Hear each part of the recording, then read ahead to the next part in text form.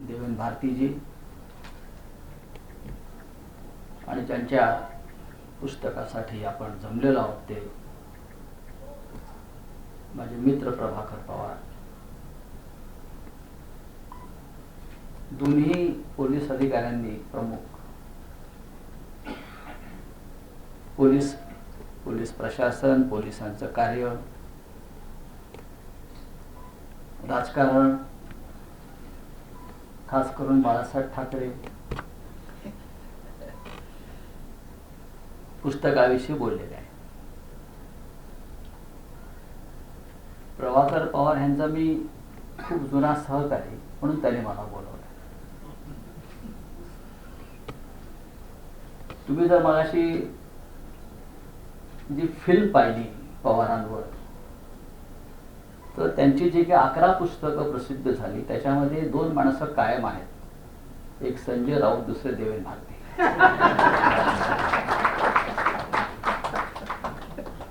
म्हणजे आम्ही दोघे आहोतच. मी संपादक म्हणून असतो कायम. 11च्या 11 पुस्तकामध्ये तुम्हाला मी दिसेल आणि किमान 7 ते 8 पुस्तकामध्ये स्वतः देवेंद्र भारती आहेत. आज ते पोलीस आयुक्त म्हणून इथे उपस्थित आहेत. मी हे पुस्तक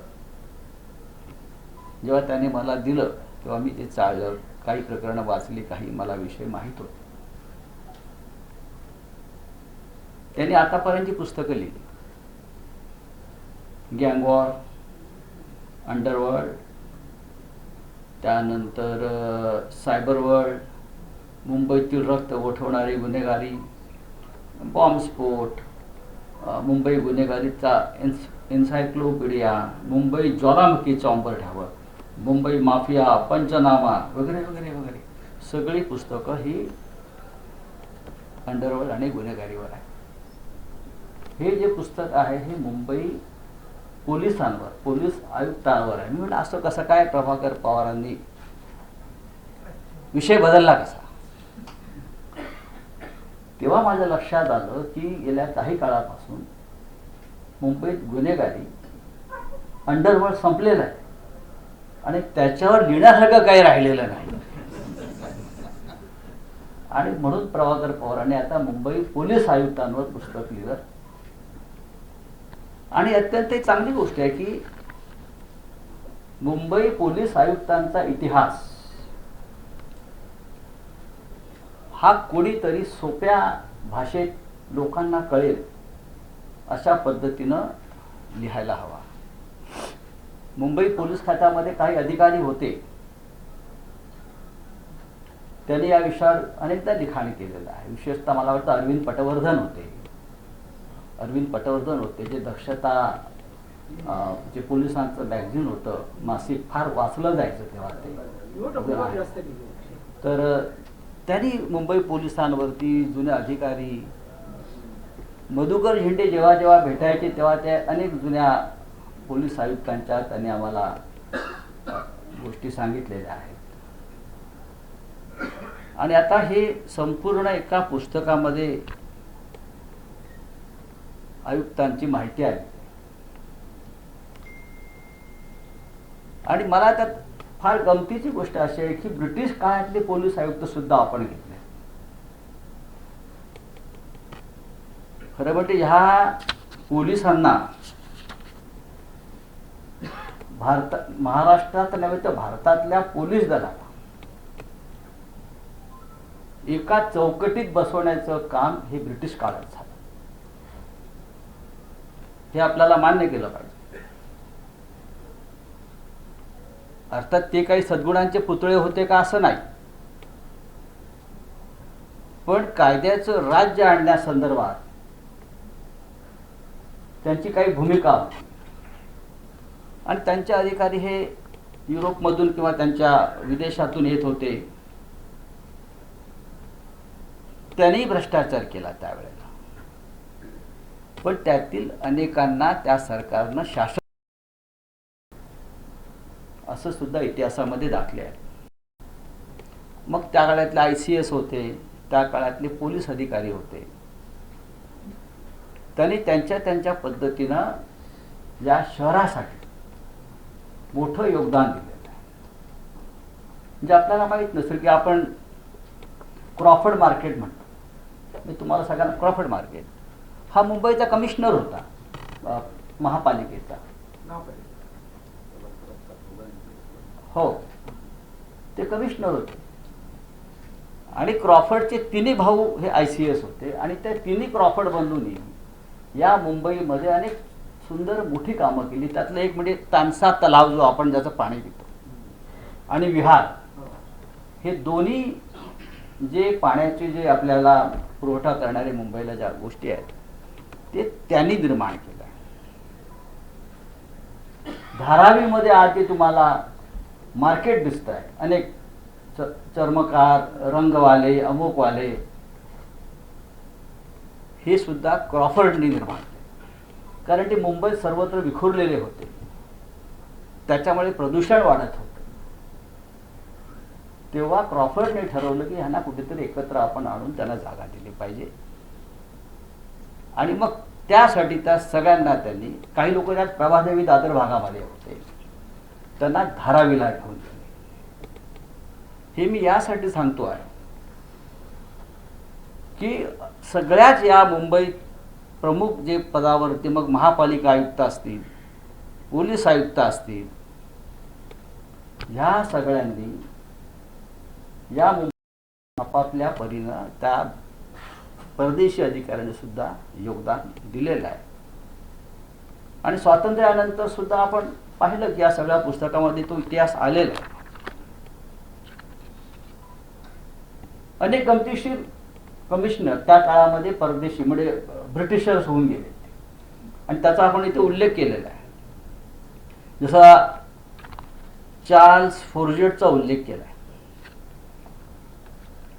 ते 1855 आणि 64च्या काळामध्ये इथे ऍक्टिंग पोलीस कमिशनर होते, कार्यकारी पोलीस आयुक्त होते. त्यांना उत्तम मराठी येत होतं, हिंदी आणि मराठी. म्हणजे अधिकाऱ्याला जिथे आपण काम करतो तिकडची भाषा येणं फार गरजेचं असतं लोकांशी संवाद साधण्यासाठी. आणि फोर्जेट हे उत्तम शुद्ध मराठी बोलून आपलं काम करत होते. ते एक उत्तम डिटेक्टिव्ह होते. ते वेश बदलून शहरामध्ये फिरायचे, लोकांमध्ये जायचे आणि आपल्या शहरामध्ये नक्की काय घडतंय याची माहिती ते घ्यायचे. 1857 जे बंड झालं ते रोखण्यासाठी त्यांनी त्यावेळेला विशेष कामगिरी बजावली होती. अर्थात ती आपल्याला भारतीयांना आवडणार नाही, पण त्यांनी ते एक त्यांचं कर्तव्य म्हणून ते पार पाडलं होतं. आणि आपण मगाशी उल्लेख केला खास करून MN सिंग साहेबांनी की आता पोलीस आयुक्तांना 74 दिवसात, 2 महिन्यात, 3 महिन्यात जावं लागतं. पण फ्रँक साउटर हे साधारण 23 ते 24 वर्ष या मुंबईचे आयुक्त होते आणि त्यांचा रेकॉर्ड आता कोण मोडणार? त्यासाठी आता आपल्याला सरकारला सांगावं लागेल की हा ब्रिटिशांचा रेकॉर्ड आपल्याला मोडावा लागेल. 23-24 वर्षे एका शहरामध्ये पोलीस आयुक्त म्हणून काम करणे साधी गोष्ट नाहीये आणि ती सावटरने केली. दुसरे आपण जे उल्लेख केलाय ते पॅट्रिक केली, ते 1922-23च्या दरम्यान इथे मुंबईचे पोलीस आयुक्त होते. त्यांचं मोठं काम कोणतं असेल तर या मुंबईत जी सावकारी चालायची, या सावकारांचा गँग या पॅट्रिक केलीनं मोडून काढला. आणि जे MN सिंगला चिंता आमच्या साहेबांना भेडसावते सरकार, ती त्या काळात सुद्धा होती. ब्रिटिशांचं जरी राज्य होतं तरी त्या काळात सुद्धा पोलीस आयुक्तांवरती दबाव येत होते. जसं बावला खून प्रकरणामध्ये गाजलेल्या त्यावेळच्या 1925 साली पॅट्रिक केली मुंबईचे कमिशनर होते. आणि त्या प्रकरणामध्ये इंदूरच्या महाराजांचा संदर्भ आला. त्यांच्यावर दबाव आला पेट्रिक केलीवर की त्यांचं नाव या प्रकरणात येऊ देऊ नका, जरी संबंध असला तरी. पण पेट्रिक केलीनं सांगितलं जर माझ्यावर दबाव आणला तर मी राजीनामा देईन. आणि त्यांनी अत्यंत धाडसानं आणि निर्भीडपणे त्या प्रकरणाचा तपास केला. आज जे मुंबईत तुम्हाला ट्रॅफिक ब्रँच दिसत आहे ते पेट्रिक केलीनं निर्माण केलं. नाईट पेट्रोलिंगची जी सुरुवात त्या काळात ही या केलीनं निर्माण केली. त्यानंतर मोटर ट्रान्सपोर्ट जे डिपार्टमेंट आहे त्याचं सुद्धा सुरुवात या पेट्रिक केलीनं केली. हा पेट्रिक केली इतका लोकप्रिय होता की तो रिटायर झाला तेव्हा त्याला निरोप देण्यासाठी मुंबईतल्या हजारो नागरिकांनी मुंबई पोलीस आयुक्तालयासमोर गर्दी केली. आणि जेव्हा ते पुन्हा इंग्लंडला जायला निघाले तेव्हा त्यांना बोटीवर सोडण्यासाठी सुद्धा हजारो लोक जमले. जेव्हा अधिकारी उत्तम काम करतो मग तो कोणत्याही जातीचा, धर्माचा, पंथाचा आणि देशाचा असेल आणि लोकांशी संवाद ठेवतो तेव्हा लोक त्याचं स्मरण ठेवतात. या पुस्तकामध्ये अशा अनेक गोष्टी आहेत ब्रिटिशकालीन. बाकी महाराष्ट्रातले अनेक अधिकारी मी पाहिले, त्यातले सगळे आपले परिचित आहेत. हा जो शेवटचा जो कमिशनर होता स्वातंत्र्यापूर्वीचा, 15 ऑगस्ट 1947ला रिटायर झाले, त्यांचं नाव कॅफिन. आणि त्यानंतर त्यांनी आपला चार्ज भरूचा यांना दिला. पारशीगृहस्थ होते. त्या रात्री या कॅफिन त्याच्या टेबलावरच्या सगळ्या फाईल्स क्लिअर केल्या आणि मग तो चार्ज स्वतंत्र भारताच्या पहिल्या पोलीस आयुक्ताला भरूचांना दिला. ही कार्यतत्परता, ही कामाच्या प्रती निष्ठा ही आपल्या आधीच्या राजवटीतल्या लोकांकडे होती. त्यातून सुद्धा आपण अनेक गोष्टी शिकलेलो आहोत आणि हे सगळं या पुस्तकामध्ये चांगल्या प्रकारे आलेलं आहे. राजकारण कुठे नसतं, सर्वत्रच असतं. त्याच्यामध्ये मोडक आहेत ज्यांनी बाळासाहेब ठाकरेंना अटक केली. तुमच्या आधी तो बहुमान मोडकांना मिळाले.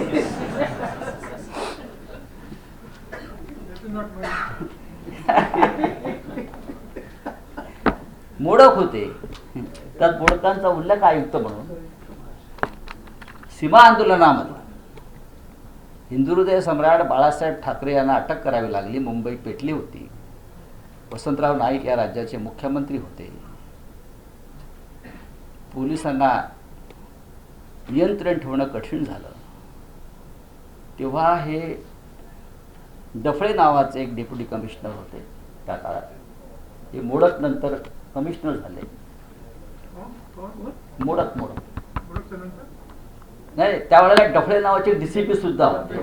हे आम्हाला बाळासाहेबांनी सांगितलेल्या या गोष्टी त्यांच्या पुस्तकात सुद्धा आहेत.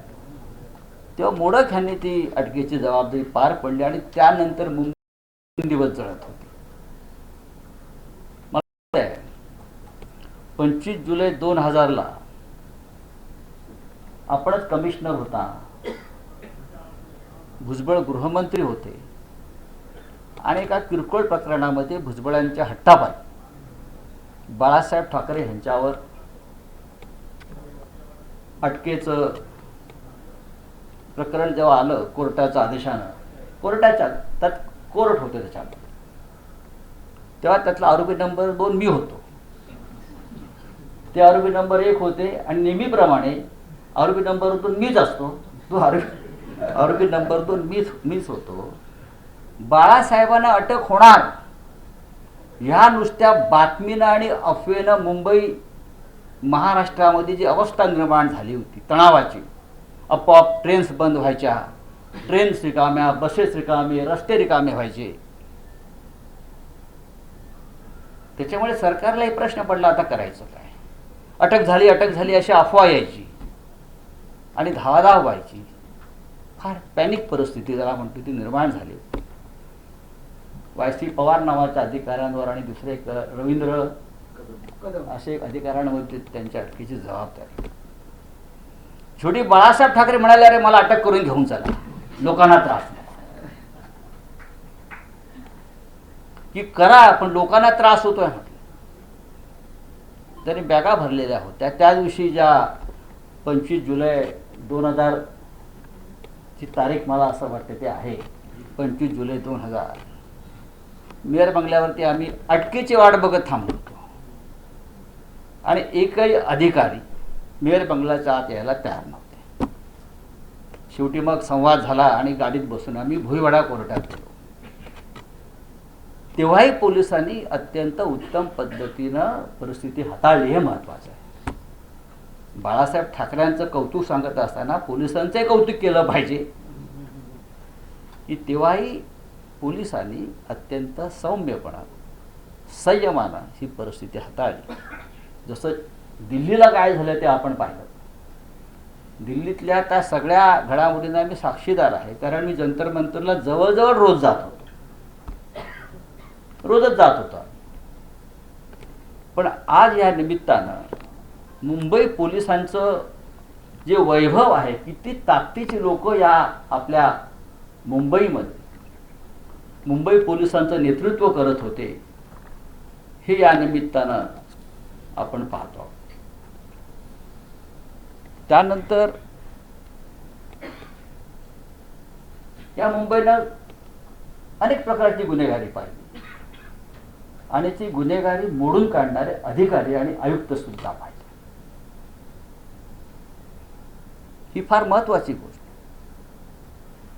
म्हणजे अगदी वालजी पालजी गँगपासून त्या काळात ते दाऊद आणि त्याच्या पुढे अशा अनेक गँग्स, गुन्हेगारी, अंडरवर्ल्ड, हे सगळं जेव्हा निर्माण झालं तेव्हा मुंबईचे त्या वेळचे पोलीस आयुक्त, पोलीस कमिशनर, अधिकारी हे गप्प बसले नाही. हे आपापल्या पद्धतीनं आपल्या काम राहिले आणि ही गुन्हेगारी संपवण्यासाठी कठोर कारवाई केली, परिश्रम केले, सगळं पाहिलंय. कसाब पाहिला. मुंबई पोलिसांनी त्या काळामध्ये कसाबच्या त्या हल्ल्यामध्ये 20च्या पेक्षा जास्त अधिकाऱ्यांचं बलिदान आपण पाहिलेलं आहे त्याच्यामध्ये, आणि वरिष्ठ अधिकाऱ्यांना आपले प्राण त्यात द्यावे लागलेले आहेत. पोलिसांनी सुद्धा याच्यामध्ये फार महत्त्वाची भूमिका ही मुंबई वाचवण्यामध्ये, मुंबईच्या रक्षणामध्ये आणि जनतेला आधार आणि धीर आणि सुरक्षा देण्यामध्ये ही बजावलेली आहे. याच्यामध्ये जे अधिकारी आहेत ते सगळ्या अधिकाऱ्यांचे आमचा कधी ना कधी संबंध आलेला आहे आणि ते अत्यंत महत्त्वाचे आहे. प्रभाकर पवारांनी हे सगळं एकत्र आणलेलं आहे पुस्तक, आणि 180 पानाचं पुस्तक आहे. हे 11वं पुस्तक आहे. या पुस्तकामध्ये सामनाचं योगदान फार मोठं आहे. त्यांनी लिहिलेल्या प्रत्येक पुस्तकामध्ये तुला माहिती, तुम्ही मागाशी त्याचं फार कौतुक करत होता. माझा स्वभाव थोडा वेगळा आहे. हे बातम्या घेऊन पोलिसांच्या याच्या त्याच्या येतात, मी माझा पेन काढून अधिक कठोर करायचा प्रयत्न करायचे. एकदम नाही साहेब, ही इज गुड ऑफिसर, साहेब चांगला अरे थोडा बॅड कॉप्स मी सांगितलं ना. अरे कोण घेणार ते पण. अरे बातमी पाहिजे, काहीतरी मसाला टाका त्यात. हे संपादकाचं काम असतं ना, असं नाही. पण हे मला पटवून देतात, नाही साहेब. माझंही म्हणणं की पोलीस, मी बघा मी रोज बोलतो, पण मी पोलिसांचं मनोबल खच्ची होईल असं मी कधी बोलत नाही. हे एकमेव खातं आहे जे माझ्या ह्याच्यातून सुटलेलं आहे मुंबईचं. मी असं मानतो की आपण जे करताय हे आमच्यासाठी करताय, शहरासाठी करताय, राज्यासाठी आणि देशासाठी करताय. म्हणजे आपण एक कर्तव्य भावनेनं मग अशी सांगितले की बाळासाहेब ठाकरे असतील किंवा त्यांच्यासारख्या नेत्यांना सुद्धा आपल्याला प्रसंगी कठोर कारवाई करावी लागते. पण राजकारणी सुद्धा अनेकदा पोलिसांच्या बाबतीमध्ये सद्भावना बाळगून असतात. मी आतापर्यंत सर्वच राजकारणात पाहिलं की पोलिसांचा जर आपण बिमोड केला किंवा पोलिसांचं मनोधैर्य खच्ची केलं तर राज्य टिकणार नाही, देश टिकणार नाही. ही भावना प्रत्येक चांगल्या राज्यकर्त्याच्या मनामध्ये असायलाच पाहिजे. इथे एकापेक्षा एक मोठे पोलीस अधिकारी बसलेले आहेत. मी सगळ्यांना ओळखतो. वाली शेट्टी बसलेले आहेत तिथे, बरं का, दिगावकर बसलेले आहेत, बरेचसे असे सगळे प्रमुख लोक इथे बसले आहेत. त्या प्रत्येकाने जे काम केलं आपापल्या जागेवर राहून त्याचं एक स्वतंत्र पुस्तक व्हायला पाहिजे, लोकांपर्यंत ते पोचायला पाहिजे. एकेकाळी मराठीमध्ये उत्तम लेखक होते, त्यांचं नाव श्रीकांत सिनकर. त्या काळामध्ये ते अशा प्रकारच्या पोलीस अधिकाऱ्यांच्या चातुर्य कथा, शौर्य कथा फार उत्तम प्रकारे लोकांपर्यंत पोचवायचे. पण आता लोक वाचतात कमी, लिहितात कमी, मुळात लिहितच नाही. मी माझ्या एक नवीन पुस्तकात एक प्रकरण लिहिलेलं आहे की लोक आता लिहिणं विसरलेले आहेत. मुलं हाताने लिहत नाहीत, अक्षर विसरले, सुवाच्य अक्षर, सुलेखन. मी एकदा विमानामध्ये बसलो, मी नेहमी विमानात बसलो की पहिले कागद काढतो आणि लिहायला लागतो. 2 तास मिळतात, माझं काम होतं. माझ्या बाजूला एक वरिष्ठ अधिकारी बसले होते इंडियन ऑइलचे. माझं लिहून झाल्यावर ते मला म्हणाले की मी सगळं ठेवलं ते आणि मी चहा मागवला. मला म्हटले की खूप दिवसांनी अक्षर पाहिलं. मी लोक का ना, आता कोणी लिहत नाही, आम्ही सगळे ते ह्याच्यावरच असतो, पण अक्षर नाही दिसत. मला खूप दिवसांनी तुमच्याकडे पाहतोय की मला अक्षर दिसलं की तुम्ही चांगल्या अक्षरात लिहिताय आणि पानं उलटून लिहत गेला. मी तुमच्याकडे पाहत होतो. ही प्रक्रिया आहे लिहिण्याची. ही प्रक्रिया आपल्या जीवनातून दूर झालेली आहे. लिहिण्याची, हे वाचण्याची. आता आपण ह्याच्यावर असतो, पण अजूनही हे जर नसेल आपल्या हातामध्ये छापील अक्षर, देशामध्ये क्रांती घडवण्याची ताकद आजही छापील अक्षरामध्ये आहे. आणि हे तुम्ही जंतर मंतरलाही पाहिलं आहे. सर्वत्र जो उत्तम लिहू शकतो आणि लोकांपर्यंत लिखाण पोहोचू शकतं तो क्रांतीची ठिणगी टाकू शकतो चांगल्या प्रकारे. हे माझं काय म्हणणं आहे. आणि अशा पद्धतीनं हे पुस्तक लोकांपर्यंत जाईल. मुंबई पोलीस दलाचा जो मान आहे त्या मानाचं रूपांतर बहुमानामध्ये होईल, अशा प्रकारचे पुस्तक आहे. आणि मी यासाठी प्रभाकर पवार आपलं अभिनंदन करतो. खूप दिवसांनी ठाकूर भेटले, आले, त्यांनी चांगलं मार्गदर्शन केलं. देवेंद्रजी तर आहेतच, पुढल्या पुस्तकाला इथे असतील. 25 पुस्तकाचा संकल्प करा आणि त्या 25 पुस्तकांना ते असतील याची काळजी आम्ही घेऊ. जय हिंद, जय महाराष्ट्र.